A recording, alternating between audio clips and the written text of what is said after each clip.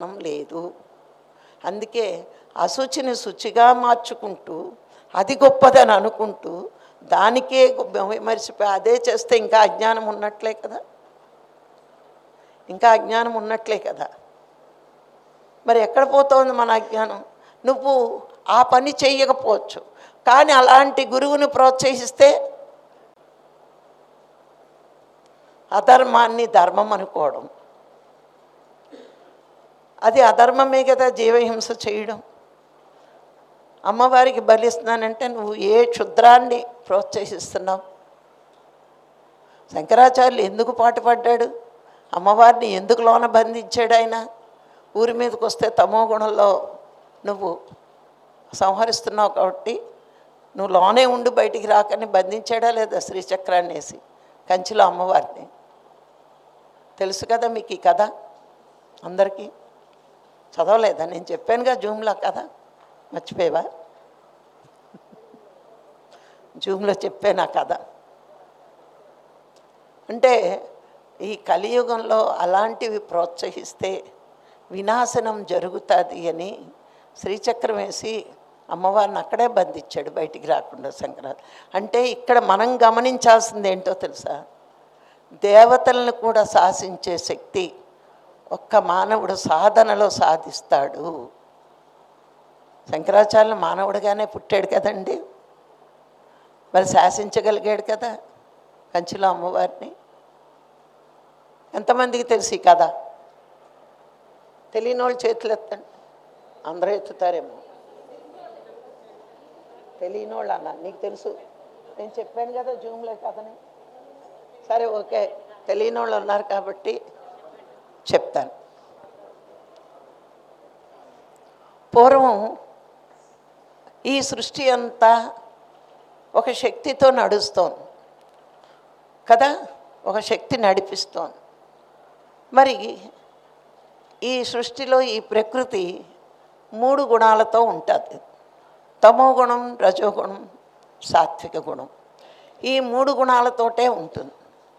ఆ 3 గుణాలు ఉన్నప్పుడు ఆ శక్తి కూడా 3 గుణాలలో ఏ గుణంలో ఏ పని చేయొచ్చో ఆ పనే చేస్తుంది.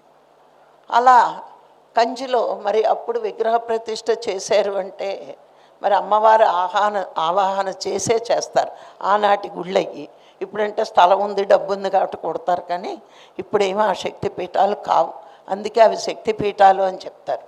మరి అక్కడ ఇది సుమారు 800 సంవత్సరాల క్రితం జరిగిన కథ ఇది. అప్పుడు ఆ దేశం రాజు, కంచిని పాలిస్తున్న రాజు చాలా బాధపడేవాడు. అమ్మవారు రాత్రుళ్ళు అయ్యేటప్పటికీ బయటికి వచ్చి ఎవరో ఒకళ్ళని చంపేసేదట. అది తమో గుణంలో ఉంది అమ్మవారు. అప్పుడు ఉంటే అన్నీ అమ్మవారి శక్తులే. ఇప్పుడు చూడండి, శ్రీచక్రంలో ఎన్ని కోణాలు ఉన్నాయో మీరు లెక్క పెట్టగలిగితే కనీసం 1000 కోణాలు ఉంటాయి అందులో. ప్రతి కోణాన్ని మీరు ఇలా లెక్క పెట్టకుండా మళ్ళీ చిన్న ట్రయాంగిల్, పెద్ద ట్రయాంగిల్, మొత్తం ట్రయాంగిల్ లెక్క పెడితే చాలా ఉంటాయి. ఆ కోణాలన్నీ ఒక్కొక్క శక్తి అమ్మవారికి, ఒక్కొక్క శక్తి రూపాలు అన్నిటినీ కలిపి ఆ విగ్రహానికి రావాలి ఇన్ని శక్తులు అని కలిపి శ్రీచక్రం వేసి అక్కడ బంధిస్తారు వీళ్ళ మంత్రంతో. ఇంకా మనం వెనక్కి వెళ్తే వేదాల్లో ఏంటి అంటే ఋగ్వేదం సృష్టిలో ఉన్న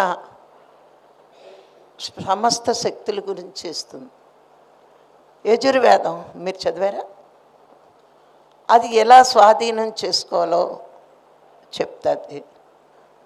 సామవేదం సాధన ఇస్తుంది. అధర్వణ వేదం జ్ఞానం ఇస్తుంది.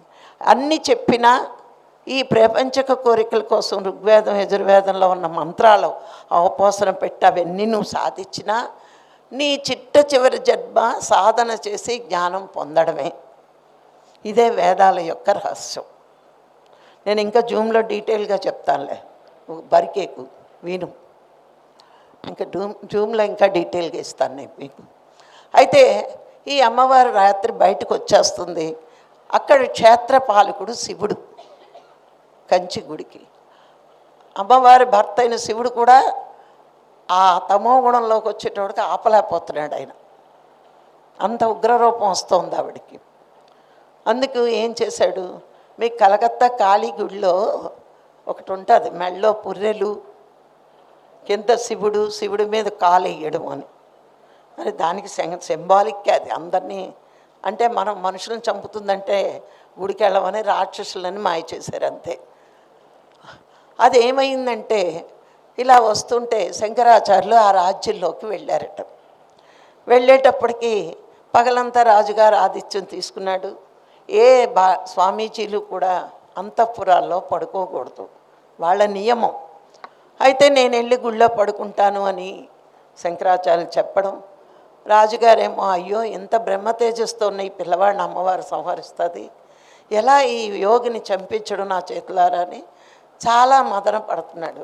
ఆయన త్రికాలజ్ఞాని, శంకరాచార్యులకు తెలియందే ఉంది. కావాలనే ఆ గుళ్ళో పడుకుంటానని చెప్పి రాజుగారు ఎంత చెప్పినా ఆ గుళ్ళోకి వెళ్ళిపోయాడు. ఆయన వెళ్ళిపోయి ధ్యానంలో కూర్చున్నాడు. ఆయన ఇక్కడ రాజుగారికి తెల్లవాళ్ళు నిద్ర పట్టట్లేదు. మీకు యూట్యూబ్లో కొట్టండి శంకరాచార్యులు, దాంట్లో ఈ కథ వస్తుంది. యూట్యూబ్లో చూస్తే వస్తుంది, వినండి, తర్వాత రాసుకుందరు. కానీ కథ అప్పుడే యాస్టీజ్గా వినాలి.